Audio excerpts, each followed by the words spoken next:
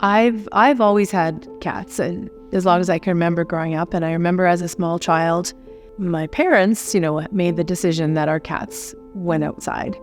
And at that time, I saw cat after cat after cat as a small little girl be hit by a car in front of our house and killed.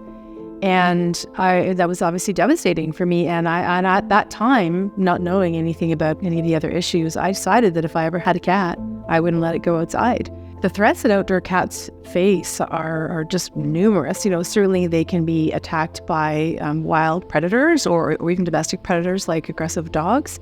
And not just coyotes will attack them, but big birds of prey will go after cats, depending on the area.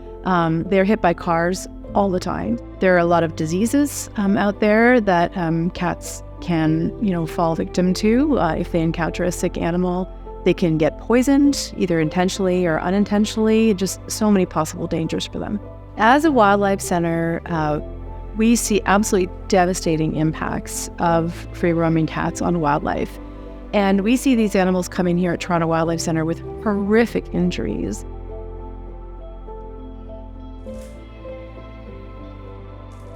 Despite our absolute best efforts, the majority of them don't survive.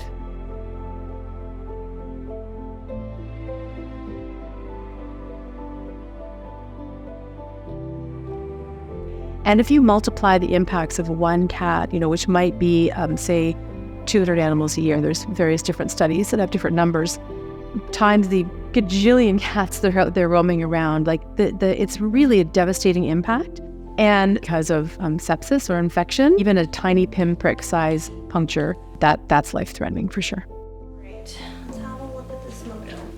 Luckily he's walking around well. So he was observed hitting a window, and then after that, the person observed a cat put him in his mouth. So that's really sad. That's two very traumatizing events.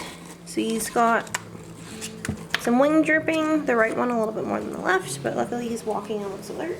So this little guy is just a baby. So we know that because he has that scaly appearance where all his feathers have that light edging on them. Others have no ulcers. Good pupillary light response. A little bit of bruising down there. A little spot of blue bruising. But luckily our bone feels good. Oh yeah, the bruising continues upwards. And here's a little wound. This is probably where the cat grabbed him, I would guess. This is the perfect size scab for a cat's mouth. That looks pretty painful. So I'm going to clean it quite well since the cat's mouth contains so much bacteria. And we're going to start on my antibiotics, regardless of the fact that it doesn't yet look infected. We don't want it to become infected, and the likelihood of it becoming infected is so high since a cat's mouth has so much bacteria in it. Good grip with its little feet. Can you flap? Look at that. He can flap. So I think that he's just drooping that wing, hopefully, from soft tissue injuries, because that wound is on the right side, so it makes sense that he was drooping the right wing a little bit. Hopefully he's not too badly off. So when we get cat attack patients into assessment, the main thing is looking for wounds. They often come in with a lot of holes, punctures, tears, so their care can vary. Any animal that comes in that we know has had contact with a cat, we always have to start on antibiotics. The wounds usually have to be cleaned daily. Sometimes they have to be tube fed because they're feeling really sad, and it can be very stressful. Yeah, it's a lot.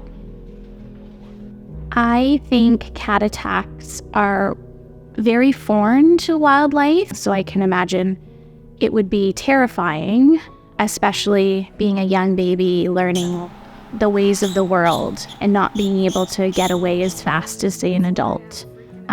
It can be very scary, can be very painful. So if somebody's not watching their cat outside and can intervene right away, it can be a death sentence for sure. So a red squirrel came in, cat attack, young red squirrel, and this one definitely was orphaned. She was thin. For unknown reasons, she had lost a lot of her body fur. It could be a stress thing, it can be hormonal, but yeah, she definitely was already suffering and then had to go through being attacked by cats. And then she also was alone, like she didn't have any siblings with her. That can be stressful in itself, just being alone in a scary place. Luckily, her injuries from the cat were minor. She had a couple scabs, a couple wounds, punctures.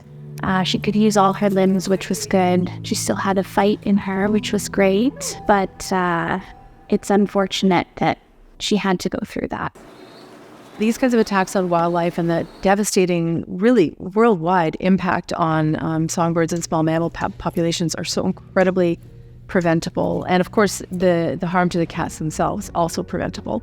It's just giving your cat a good quality life, in a combination of being indoors, maybe going outside on a leash, going outside in a cat enclosure. If it's an older cat, you can even just take them out for a walk. I used to do that with my older cat. So there's lots of options, but it's very, very preventable, all of these injuries to wildlife and the cats themselves. This meadow vole was found in someone's yard when her cat had attacked it, and sadly she didn't think it was going to make it, but luckily we were able to save him. So he's going to be going back to a ravine system close to where he was originally found. And hopefully she keeps her cat inside so that it doesn't attack these poor animals that are just trying to survive out there. As a cat lover and a wildlife lover, I just think it's critically important that we take care of both cats and wildlife. They all deserve a good, healthy life, and I think that that's something that's very achievable for us to do.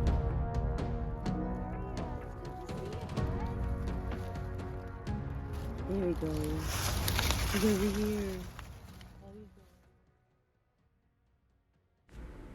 If you like our videos, please subscribe to our channel and make sure you hit the bell to be notified when we share new content.